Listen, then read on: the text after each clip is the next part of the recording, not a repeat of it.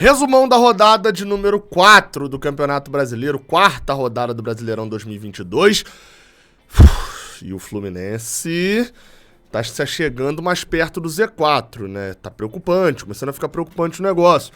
Nesse vídeo aqui você fica antenado em tudo que aconteceu nessa rodada do Brasileirão, né? Sob a ótica, obviamente, do Fluminense, já que eu sou o Gabriel Amaral, eu sou jornalista por formação e sou tricolor de coração. Beleza? Então você vai fazer o seguinte agora, que eu vou fazer um pedido pra você. Se inscrever aqui embaixo, deixar o like e acompanhar o resumão. Revise hoje, resumão da rodada de número 4.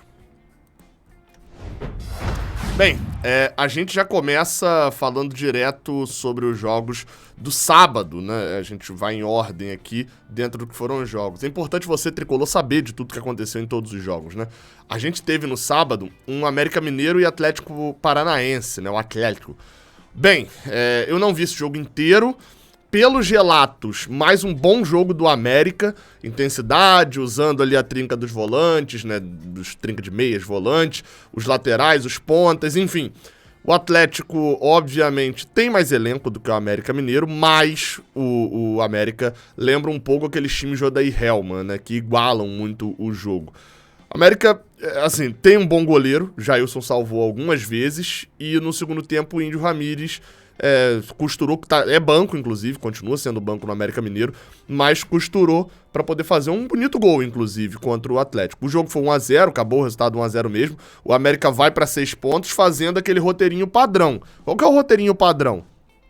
Ganha em casa e perde fora, você vai terminar ali mais ou menos no que fez no ano passado. O América Mineiro no ano passado termina com 45%, se eu não me engano, de aproveitamento, vai seguindo um desempenho de 50% de aproveitamento nesse ano. Agora, o Atlético Paranaense tem que abrir o olho, 3 pontos em 12, meu amigo. Eu sei que o Atlético sempre recupera e etc, mas vai ficando chato, hein? Bem, esse foi um dos jogos que abriu a rodada. O segundo jogo a abrir a rodada foi Ceará e Red Bull Bragantino. O gol de Ítalo do Red Bull gol por 1-0 lá no Castelão. O gol de Ítalo ali com poucos minutos de jogo mudou bastante a partida, né? Eu assisti essa partida, Ceará de Dorival Júnior, assim... Tem aquela famosa dificuldade do time pequeno ali, né? O time que joga como um time pequeno. Toma um gol e tem uma dificuldade imensa de reagir. Joga pra não tomar um gol, joga pra fazer um gol. Novamente, lembrando um pouco um dos problemas que tem alguns times e treinadores recentes passaram pelo Fluminense, né? Abel Braga, por exemplo, tinha muito esse problema. Vina, por exemplo, uma das escolhas do Ceará por falta de jogadores mesmo foi colocar Vina como 9, né?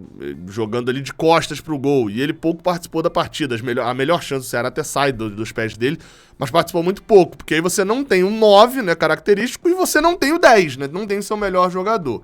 O Ceará, enfim, dá pra poder falar sobre isso, é um time que tem uma dificuldade imensa de criar jogadas e perde sua segunda partida em casa.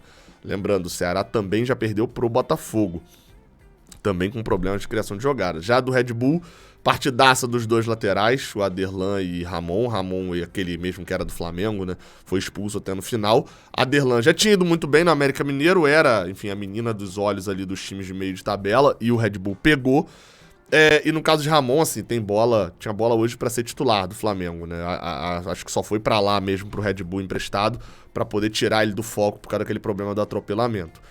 Olho no Red Bull pra título, tá? Não sei se vai ter fôlego, não sei se a campanha na Libertadores pode atrapalhar alguma coisa, estar em 3 competições, enfim. Mas assim, 8 pontos em 12, não perdeu ainda, poupou jogadores já e não perdeu fora de casa, são 2 vitórias, 2 empates. Olho aí no Red Bull, tá? Depois a gente mostra a tabela aqui e comenta mais disso. Outro jogo que teve ainda no sábado, a CBF tá marcando muitos jogos ao sábado, né? Aos sábados, tem esse detalhe. Goiás e Atlético Mineiro, um dos grandes jogos da rodada, né? O Atlético é um time interessante, interessante de peças, né? Outra vez caiu de rendimento no segundo tempo. Tem muita qualidade, e essa qualidade faz com que num jogo ali um pouco mais disputado tenha uma superioridade e tenha um passe de Nato Fernandes pra Hulk de fora da área te botar num lugar que Tadeu nunca vai chegar e abrir o placar. Golaço de Hulk. Pra mim, assim, é porque eu fui pensando e ainda não achei um gol mais bonito do que esse na rodada. Não foi uma rodada de muitos golaços, né?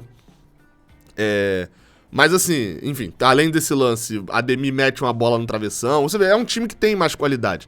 Só que assim, um time igual o Atlético Mineiro, tomar um contra-ataque igual tomou, que foi o gol de Apodi do Goiás, vencendo fora de casa, assim, não dá. A defesa do Atlético não pode ser tão lenta na recomposição e não pode deixar um buraco tão aberto assim a ponto de Apodi puxar o contra-ataque e subir sozinho pra empatar o jogo.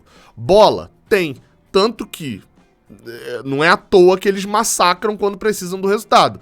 Nem sempre vai achar o gol, como por exemplo não achou contra o Coritiba nos 20 minutos finais, teve uma dificuldade imensa e não conseguiu achar o gol depois do empate do Coritiba. Contra o Goiás, quando mexeu, caiu o rendimento. Enfim, tinha até, tanto que eu falei de achar o gol, né, por exemplo, tem bola, etc, que logo depois de tomar o gol de empate, fez o segundo num gol de Vargas, até numa deficiência do Goiás, não pode o centroavante adversário estar sozinho dentro da pequena área. Mas depois de ter feito 2-1, tomou um empate num lance de pênalti, Elvis empatou, e a consequência que a gente chega é que, a gente chega à conclusão de que o Atlético Mineiro, em uma semana, perdeu 4 pontos para 2 times de partes inferiores da tabela. Não sei se Coritiba vai ser partes inferiores da tabela, mas o Atlético não pode perder 2 pontos como perdeu pro Coritiba em casa, e da forma como foi o jogo contra o Goiás também não podia perder. Méritos do Goiás que pontua num jogo que talvez não esperasse tanto, né? Agora o Atlético, o Turco Mohamed, vai ter que melhorar muito ainda para ter desempenho no Brasileirão. De pontuação ainda tá ok, né? O jogo que fechou ali o sábado é aquele famoso jogo que ninguém vê, né? Cuiabá e Atlético Goianiense na Arena Pantanal. Eu dei uma boa olhada nesse jogo, né? Vi aquele VT todo. O Cuiabá mudou um pouco o jeito de jogar. Pela primeira vez ele teve desconfortável no campeonato. Em relação ao placar, vale lembrar, o Cuiabá ganhou a primeira abrindo o placar cedo no jogo por 1-0, aí perdeu a segunda tomando um gol no último minuto num jogo que o empate pra ele era confortável, que foi contra o Fluminense, ou seja, passou o jogo inteiro confortável com o placar, contra o Fortaleza e contra o Fluminense, e na rodada passada também passou o jogo inteiro praticamente confortável com o placar, ou seja, é um time que se acostumou a jogar com o placar, tomou 1-0 logo no início do jogo do Atlético Goianiense, saiu pro jogo e assim, mostrou o quanto é um time descoordenado, né? É impressionante, assim, a questão do Cuiabá e a forma como eles não conseguem atacar. Me dá a impressão de que é um time extremamente desorganizado, que deixa muito espaço atrás quando precisa ir pra frente, e conta com 2 coisas. Lampejo dos jogadores da frente, né, que tem muito nome, eu já citei alguns aqui quando enfrentou o Fluminense, e com moles do adversário. O gol sai no finalzinho, contando com isso, inclusive. Um mole terrível de marcação do Atlético Goianiense, uma cabeçada na trave Rodriguinho, né?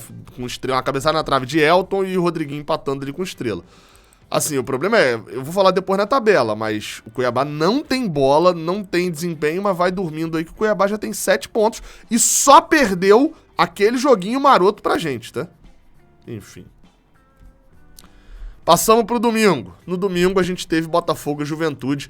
O grande Bota SAF Fogo, lotando o estádio pela segunda vez e seguindo sem ganhar em casa. Saiu atrás contra o Juventude, né? Botafogo e Juventude no Rio de Janeiro, aquele jogo que tem história, né? Mas enfim, falando desse jogo agora diretamente, o time de Luiz Castro saiu atrás no placar. O Juventude abriu num contra-ataque. Juventude é um time que tá pontuando, tá tentando achar o seu campeonato ainda, não tem desempenho. Achou ponto no jogo passado contra o Cuiabá, enfim, o que fez até agora, a impressão que deu que o Juventude tá no campeonato meio que lutando pra conseguir chegar perto de pontuar. Assim, é um time, um dos mais fracos pra mim do campeonato até agora. Enfim, tomou empate. Perdão, ele perdeu pro Cuiabá. O que ele empata no final, toma um empate no final do jogo contra o Red Bull na segunda rodada. Saiu atrás, como eu falei, o Botafogo tomou o gol no contra-ataque, golaço do Pita, né? Um bonito gol, né? Uma partida bem ruim que foi recompensada do Botafogo, né? A partida bem ruim do Botafogo foi recompensada com um pênalti bobo. Enfim, num chute de fora da área ali do Matheus Nascimento, o jogador do Juventude botou a mão na bola. Pênalti que o Diego Gonçalves bateu. Assim, eu não vi esse jogo por inteiro, dei umas olhadas ali, enfim, mas não vi. Vou ficar aqui com um pedacinho, eu gosto sempre de trazer uma opinião de alguém que cobre ali, que tá à frente do jogo. Da Renata de Medeiros, lá do GE Fogo, né, que analisou do GE da parte do Botafogo. diz ela, né? Parte do problema foi ocasionado pela forte marcação sobre o Luiz Oyama, volante do Botafogo. O cerco, inclusive, acabou se refletindo na qualidade de saída de bola alvinegra. Com o volante marcado, o time de Luiz Castro apresentou dificuldades para fazer a transição da defesa para o ataque. Chay foi quem mais tentou no primeiro tempo, mas a afobação, não só dele, era nítida. Até Gustavo Sauer, que vinha conseguindo desequilibrar como ponta, como extremo, teve atuação apagada. Enfim, Botafogo é um dos times que não teve desempenho nessa rodada, mas saiu com ponto, né? E quem teve desempenho e não saiu e saiu com ponto, aliás, quem teve desempenho e não saiu com ponto, o Fortaleza, que jogou no mesmo horário da gente, mas eu assisti o VT inteiro depois, aquele VT de 1 hora lá do Premiere, e tava assistindo. Assim, inacreditável o que aconteceu com o Fortaleza até o momento em que sofreu o gol, parecia ser treinado por Fernando Diniz de 2019, né? Um domínio total no primeiro tempo, uma quantidade gigante de finalizações, de pressão, deixando Cássio afobado, Cássio com erros infantis, ele quase tomou um gol de bobeira, enfim. E o Corinthians tendo um desempenho tão abaixo que nem contra-atacar ele conseguia direito.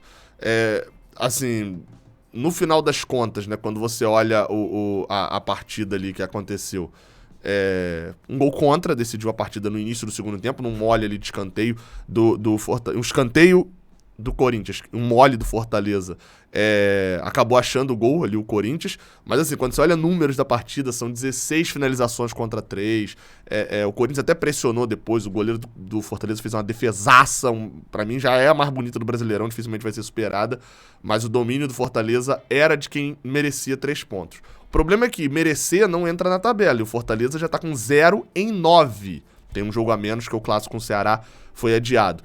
A gente sabe o quanto isso afeta uma sequência e a pressão em cima de um time, ainda mais um time que tá assim, o padrão é ele ser eliminado da Libertadores já, o Fortaleza. Enfim, isso pressiona muito, porque você joga pressionado a vencer jogos que você poderia talvez empatar. E o Vojvoda meteu uma na coletiva, que se é um treinador brasileiro, se é alguém aí que a mídia já gosta de dar uma zoada, pegaria mal. E eu entendi o que ele falou, tá? Porque é o seguinte, ele fez 0 pontos em 3 jogos. E aí foi perguntado sobre isso e ele falou, contra esses 3 adversários, quantos pontos nós ganhamos no ano passado? 1, nós perdemos pro Internacional e pro Corinthians e empatamos com o Cuiabá. É verdade, ano passado, a essa altura, tínhamos 9 pontos. Ele respondeu e ele mesmo colocou o ponto central ali da resposta dele. Esses jogos que ele cita, ele perdeu pro Inter e pro Corinthians e empatou com o Cuiabá, lá no meio do Brasileirão. Fortaleza largou com 9 em 9 no ano passado. Um momento diferente. Sobre o Corinthians, fez o que se faz em pontos corridos, quando você quer terminar lá em cima. Jogou bem contra o Botafogo na estreia? Ganha. Jogou mal contra o Fortaleza, em casa? Ganha. Perdeu o Paulinho, né? Paulinho tá fora do Campeonato Brasileiro. Vamos ver como é que o Corinthians vai ter de elenco aí pra sustentar. Faço a mesma pergunta que fiz no primeiro jogo. Mas olho no Corinthians, tá? Assim como eu falei olho no Red Bull, olho no Corinthians. Pra poder fechar o domingo, já que a gente pula o jogo do Fluminense, tem vídeo já sobre o Fluminense Coritiba e tudo aqui no canal. Internacional Avaí, eu vou ser bem sincero, assim, eu não assisti esse jogo, eu tava tão puto com o jogo do Fluminense, queria ter assistido. O Avaí é o único time do Brasileirão que eu não assisti ainda, nenhum jogo completo, mas não assisti, então sou sincero com você, não tem porque eu ficar mentindo que eu assisti o jogo que eu não assisti. Foi 0x0 o jogo, como tá aqui em cima o placar. Vou ler o resumão do GE, tá? Do jogo. O duelo entre Inter e Avaí poderia colocar uma equipe no G4 do Brasileirão e, caso ocorresse uma improvável goleada, até a liderança na noite desse domingo. Porém, ainda que o Colorado tenha tentado manter a sequência de vitórias, ficou no 0x0 com o Avaí na primeira partida de Mano Menezes como técnico dos gaúchos no Beira-Rio. O Inter empilhou oportunidades para construir o resultado positivo. Foram 19 no total. Apesar disso, errou o alvo e parou nas defesas de Douglas Friedrich. Edenilson ainda carimbou o travessão nos acréscimos do segundo tempo. O Avaí também teve chances, mas Daniel, o goleiro do Inter, levou a melhor. Enfim, daqui a pouco eu comento mais sobre o Avaí, quando eu mostrar a tabela. Bem, segunda-feira, São Paulo e Santos. Eu assisti essa partida, tava voltando da redação do GE, e assisti essa partida, boa parte ali no carro. O assunto desse jogo, no final das contas, é a arbitragem e vai ocultar um pouco que foi um jogo interessante. São Paulo abriu o placar muito cedo, com o Caleri num mole lá do Santos de Madison, que deixou muito espaço para poder ter o cruzamento, e do Velasquez, que, enfim, deixou o Caleri subir com uma certa tranquilidade.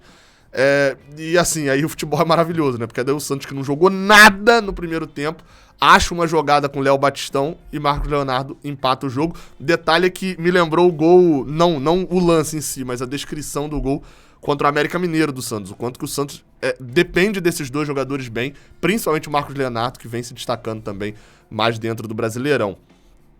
Empatado o jogo era no Morumbi, né? Torcida única de São Paulo. O Santos afundou ainda mais no segundo tempo. Enfim, o São Paulo dominava, pressionava, tinha chances, mas o Santos, que botou Ricardo Goulart pra puxar contra-ataque, enfim, acabou tendo um desempenho no segundo tempo bem abaixo. A polêmica de arbitragem é no segundo gol do São Paulo, né? Basicamente, assim, explicando de uma maneira bem breve, há uma dividida na lateral, o jogador do São Paulo dá um carrinho, o jogador do Santos está em pé, e o lateral do São Paulo é batido, o lateral é pro São Paulo, ele bate rápido, vem o cruzamento e sai um pênalti. Qual que é a discussão? O Santos diz que a bola, além de não ter saído, se tivesse saído, era lateral pro Santos e não pro São Paulo. É uma confusão gigantesca, Luciano faz o gol de pênalti, o pênalti de fato foi bem marcado, e uma outra reclamação seria ainda, depois, né, do gol de São Paulo, o Santos teria tido um pênalti, foi agarrado o jogador do Santos na área, Voaden não deu, olha quem tava pitando, né? Voaden não deu e o VAR não chamou pra ele rever a jogada. Confesso que eu achei pênalti. O Santos perdeu, né, aquilo que eu falei, o Santos tinha mais desempenho, tinha mais ponto do que desempenho, agora acho que tá mais regulado ali dentro da tabela. Falando em tabela, vamos mostrar ela aí na tela, porque tem alguns comentários que a gente precisa fazer. Pra começar, que o Brasileirão tá muito embolado. Você olha o primeiro, que é o Corinthians com 9 pontos, 3 de saldo. Você olha o 10º, é o América Mineiro com 6 pontos e 0 de saldo. Não é absurdo a gente dizer que na próxima rodada, se o América Mineiro vencer o clássico, né, contra o Atlético Mineiro, e o Corinthians perder a sua partida pro Red Bull Bragantino, o América Mineiro, que é 10º, passa o líder. Não dá pra ser líder, né, e tal, porque tem combinação de resultado, mas enfim, né? O campeonato tá muito embolado aqui na parte de cima. Aí, outras coisas que vão chamando a atenção. Olho no Red Bull Bragantino. Não é um dos times que a gente coloca como... Dois times aqui em cima, na verdade, são que a gente não colocava como título. O Corinthians montou um bom time, etc, tava mais chamando atenção. O Red Bull poupou time algumas vezes e não perdeu ainda no campeonato. Atlético Mineiro em terceiro é mais normal, né? Outro ponto, tá? Coritiba, Cuiabá e Avaí, a princípio, estão fazendo pontuação que já descartam o rebaixamento. Se a gente botar aquela meta e tal de pelo menos fazer 44 pontos, etc., ou seja, você precisa fazer 22 pontos no primeiro turno, Coritiba, Cuiabá e Avaí já fizeram 7 em 4 jogos. Eles têm aí pelo menos 14 jogos para poder fazer mais 15 pontos. Olha que o desempenho está muito alto, eles fogem da briga inicial contra o C4. Em compensação, eles deixam aqui embaixo times como Ceará, Atlético Goianiense, Fortaleza. Goiás e Juventude, pra mim, já entraram ali com uma chance maior de ser rebaixados. Mas Fortaleza, Atlético Goianiense e Ceará são times que pareciam sólidos, mas vão ter que conviver com um pouco de confusão ali no início do Brasileirão, principalmente pro perdedor do clássico entre Ceará e Fortaleza. Bem, sobre Fluminense não é nenhum absurdo, já que Ceará e Atlético Paranaense se enfrentam e Atlético Goianiense enfrenta o Goiás, se eu não estou enganado, né? Atlético Goianiense e Goiás é clássico. Não é nenhum absurdo a gente imaginar que o Fluminense, que vai visitar o Allianz Parque na próxima rodada, tenha grande chance de terminar a rodada que vem no Z4. E aí, meu amigo, é uma pressão que o Fernando Diniz não precisava na abertura da rodada. Enfim. O que você achou dessa rodada? O que passou despercebido? Vale dizer, teve um Flamengo e Palmeiras que foi na outra semana, já comentei aqui sobre ele. Então por isso que foram só 8 jogos dessa vez, 9 com o do Fluminense, 10 com o Flamengo e Palmeiras. Tô de volta semana que vem, no pós-rodada, pra gente fazer esse resumão de novo. Valeu, até a próxima. Quarta tem Sula. Valeu.